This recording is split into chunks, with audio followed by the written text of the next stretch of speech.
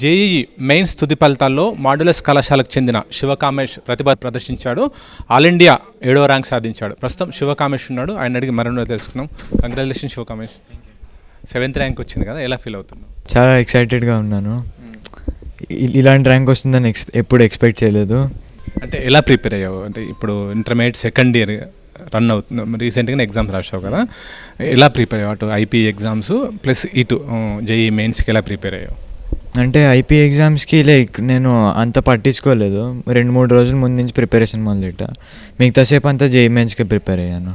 అంటే సబ్జెక్ట్స్ ఎలా ప్రియారిటీ, అంటే టైం ఎలా కేటాయించుకున్నాను? ఎందుకంటే మ్యాథ్స్, ఫిజిక్స్, కెమిస్ట్రీ చాలా టఫ్ సబ్జెక్ట్స్ కదా. చిన్నప్పటి నుంచి నీకు ఆ సబ్జెక్ట్స్ అంటే ఇష్టమా లేకపోతే ఇంటర్మీడియట్ వచ్చాక వాటిపైన గ్రిప్ సాధించావా? ఎలా ప్రిపేర్ అయ్యావు? అంటే మ్యాథ్స్, ఫిజిక్స్ అంటే నాకు చిన్నప్పటి నుంచి చాలా ఇష్టం అండి. సో కెమిస్ట్రీ మాత్రమే అది గ్రిప్ ఇంటర్మీడియట్లో వచ్చింది. సో అంటే ఎగ్జామ్స్లో కూడా నేను ఫస్ట్ కెమిస్ట్రీతో మొదలెట్టాను, అది అరగంట పడుతుంది. మ్యాథ్స్ గంట పడుతుంది. ఫిజిక్స్ మిగతా సేపు గంట సేపు రాస్తాను. అది ఎగ్జామ్లో నేను ఫాలో స్కెడ్యూల్. అంటే ఇప్పుడు ఫస్ట్ ఫేజ్లో ఎలా వచ్చింది, సెకండ్ ఫేజ్లో తుది ఫలితాల్లో ఏ విధంగా వచ్చింది నీకు ర్యాంక్? అంటే బెటర్ ఎట్లా ఫస్ట్ టైం రాసినప్పుడు అది నీకు ఏమైనా యూజ్ అయిందా సెకండ్ అటెంప్ట్లో? అయిందండి. అంటే ఫస్ట్ టైం బయట సెంటర్కి వెళ్ళి రాయడం అది అలవాటైంది. సో అంటే స్టార్టింగ్లో చాలా భయపడ్డాను, సెకండ్ టైం అసలు భయం లేదు. అంటే సెకండ్ టైం బాగా రాశాను. ఫస్ట్ టైం 99.98 వచ్చింది, సెకండ్ టైం ఇలా వచ్చింది 100%. ఓకే, ఫస్ట్ టైం ఎక్కడెక్కడ మిస్ అయ్యావు అనేది ఎలా అనాలిసిస్ చేసుకున్నావు? సెకండ్ అటెంప్ట్లో దాన్ని ఏ విధంగా ఓవర్కమ్ చేసావు? అంటే ఫస్ట్ టైం నాకు సరిగ్గా ముందు రోజు రాత్రి నిద్ర పట్టలేదు. సో సెకండ్ టైం అంటే తొందరగా పడుకుని పోయా. తర్వాత ఫస్ట్ టైం నేను చాలా టెన్షన్ పడ్డా, సెకండ్ టైం పడలేదు. ఫస్ట్ టైం ఏమైందంటే చాలా సిల్లీ మిస్టేక్స్ చేశాను, సెకండ్ టైం చేయలేదు అలాంటివి. ఓకే, ఇప్పుడు నెక్స్ట్ ఏంటంటే ఇప్పుడు జేఈఈ మెయిన్స్ రాసావు కదా, నీ టార్గెట్ ఏంటి? జేఈఈ అడ్వాన్స్లో మంచి ర్యాంక్ వచ్చి ఐఐటి బాంబే సిఎస్కి నేను ఏం చేస్తున్నాను. సిఎస్ఏ ఎందుకు? ప్రజెంట్గా చాలా కోర్సులు ఉంటాయి కదా, ECE, electronics, civils, mechanical, CSA ఎందుకు? అంటే మా నాన్నగారిని నేను జాబ్ చేస్తున్నప్పుడు చూశాను, ఆయన సాఫ్ట్వేర్ ఇంజనీర్. దాంట్లో కూడా కంప్యూటర్ సైన్స్ చాలా యూజ్ ఉంటుంది, అది నాకు చాలా ఇంట్రెస్ట్. అంటే మా నాన్నని చేస్తున్నప్పుడు చూశాను, దానివల్ల నాకు చాలా ఇంట్రెస్ట్ పెరిగింది. సో నేను కూడా అదే జాయిన్ అవుదామని. ఓకే, ఇప్పుడు జేఈఈ మెయిన్స్లో రాసావు కదా, ఐఐటి అడ్వాన్స్ నీకు యూజ్ అవుతుందా? అది అంటే ఎంట్రన్స్ రాసేటప్పుడు కానీ, ఎందుకంటే సిబిటీ కదా, కంప్యూటర్ బేస్డ్ టెస్ట్ కదా. ఫస్ట్ టైం రాసినప్పుడు భయపడ్డాను అన్నావు, సెకండ్ టైం దాన్ని ఆ భయం లేకుండా పోయిందన్నావు. దానికి ఐఐటి జేఈఈ అడ్వాన్స్కి ఎలా ప్రిపేర్ అవుతుంది?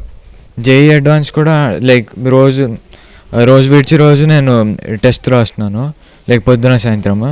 తర్వాత మాడ్యులస్ మమ్మల్ని బయటికి తీసుకెళ్ళి రాయిపిస్తానని కూడా చెప్పారు. జేఈఈ అడ్వాన్స్ బయట సెంటర్ కాబట్టి మాడ్యులస్ వాళ్ళు మమ్మల్ని దానికి అలవాటు చేస్తున్నారు. ఓకే, ఎట్లా ఉంది కాలేజీలో నీకు లెక్చరర్స్ నుంచి ఎంకరేజ్మెంట్ ఏ విధంగా ఉంది? వాళ్ళు చెప్పిన సబ్జెక్ట్స్ కానీ, నీకు వచ్చే డౌట్స్ కానీ, లేకపోతే నీ క్లాస్లో నీ ఫ్రెండ్స్ ఎట్లా వాళ్ళని ఎలా ఫ్రెండ్షిప్? ఎందుకంటే చదివేటప్పుడు అట్మాస్ఫియర్ కూడా బాగుండాలి కదా, నీకు ఎలా అనిపించింది? అంటే మా టీచర్స్ చెప్పడం చాలా డెప్త్గా చెప్పేవారు. మేము డౌట్స్ ఎప్పుడు అడిగినా వాళ్ళు ఏమనకుండా విసుక్కోకుండా చాలా మంచిగా చెప్పేవారు. తర్వాత ఏ రకంగా డౌట్ ఇచ్చినా కూడా వాళ్ళు చాలా మంచిగా సాల్వ్ చేసేవారు. తర్వాత ఇక్కడ మాకు చాలా మంచి అట్మాస్ఫియర్ ఉండేది, అంటే చదువుకోవడం చాలా బాగుండేది. అందుకనే ఇంటికి కూడా ఎప్పుడు వెళ్ళేవాడిని, కానీ ఇక్కడే ఉండేవాడిని 8 వరకు. సార్స్ కూడా 8 వరకు ఉంటారు, మేము డౌట్స్ అడిగితే సార్ వాళ్ళు బాగా క్లారిఫై చేస్తారు. తర్వాత మా ఫ్రెండ్స్ కూడా అంటే వాళ్ళ పని వాళ్ళు చూసుకుని సార్ వాళ్ళని అడిగేవారు, ఎవరిని డిస్టర్బ్ చేసేవారు కాదు. సో మంచి అట్మాస్ఫియర్ ఉంది, చాలా మంచి టీచర్స్ ఉన్నారు.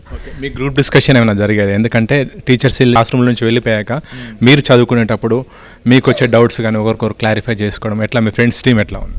మా ఫ్రెండ్స్ టీం కూడా అందరూ నాకు చాలా డౌట్స్ వచ్చేవి, నేను వాళ్ళని అడిగేవాడిని ఎక్కువగా, సార్ వాళ్ళని, మా ఫ్రెండ్స్ని.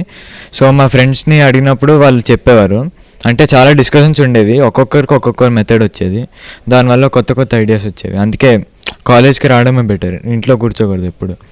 Okay, all India 7th rank అంటే కొంత లక్షల మంది రాస్తే అందులో నువ్వు 7th పర్సన్ జనరల్ ర్యాంకింగ్లో.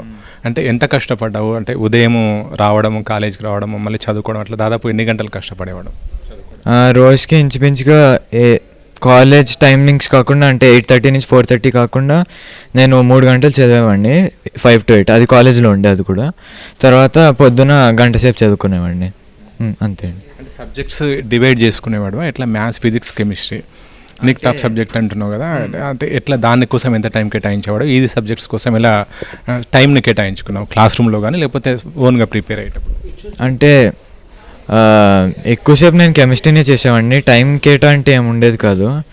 లైక్ నాకు ఏది చేయాలనిపిస్తే అది చేసేవాడిని, కానీ లాస్ట్కి పోర్షన్ కొట్టాలని ప్లాన్ వేసుకున్నా. కరికులం యాక్టివిటీస్ ఏమైనా ఇంట్రెస్ట్ ఉన్నాయా అంటే స్ట్రెస్ ఏమైనా ఫీల్ అయినప్పుడు ఎట్లా కరికులం యాక్టివిటీ సైక్లింగ్ కానీ అట్లా ఏమైనా నీకు ఇంట్రెస్ట్ ఉందా? ఉన్నాయండి, అంటే టేబుల్ టెన్నిస్, బ్యాడ్మింటన్ చాలా స్పోర్ట్స్ ఆడతాను. రోజుకి గంటన్నర సేపు మినిమం ఉండేది. అంటే 8 వరకు ఉండేవాడిని కాబట్టి నాకు అంటే ఫుల్ స్ట్రెస్గా ఉండేది. ఇంటికి వెళ్ళి నేను గంటన్నర సేపు రోజు ఆడుకునేవాడిని. శివకామేష్ వాళ్ళ ఫాదర్ ఫణి గారు కూడా ఆయన ఇక్కడ ఉన్నారు, ఆయన అడిగి మరో తెలుసుకున్నాం. సార్ మీ బాబు ఆల్ ఇండియా 7th ర్యాంక్ సాధించారు, అంటే వెరీ గుడ్ థింగ్ ఇది. మీరు ఎట్లా సార్ మీ అబ్బాయికి చదువుకో అని చెప్పి చిన్నప్పటి నుంచే చెప్పేవాళ్ళా లేకపోతే ఆయన ఇష్టాన్ని గమనించి మీరు ఆ విధంగా ఆయన ప్రోత్సహించారు? అంటే ఏదన్నా మెమరీ బేస్డ్ అయితే కొద్దిగా వీక్గా ఉండేవాడు సార్. సో మేము ఎలా చేసేవాళ్ళం అంటే వాడికి ఏది ఇంట్రెస్ట్ ఉందో అదే దాన్ని ప్రోత్సహించేవాళ్ళం సార్. సో ఇలాంటి ఒలింపియాడ్స్ అవన్నీ కూడా we use to ask him. So తర్వాత సార్లు అందరూ చాలా క్లోజ్గా అంటే ఎవరికి ఏం ఇంట్రెస్ట్ ఉందో దాని మీద ఎక్కువ ఫోకస్ పెట్టేవారు సార్. సో లిటరల్గా చెప్పాలంటే మార్నింగ్ 8కి వెళ్ళి సాయంత్రం 8 o'clock ఆఫ్టర్ వచ్చిన తర్వాత ఆడుకోవడం పడుకోవడం అంతే we use to have a good family time అండి. అంతేగాని స్ట్రెస్ఫుల్ లైఫ్ అలా ఉండేది కాదు సార్. సో ఆ రకంగా అన్ని రకాలుగా it was helpful sir. So అలాగే చేసాం సార్.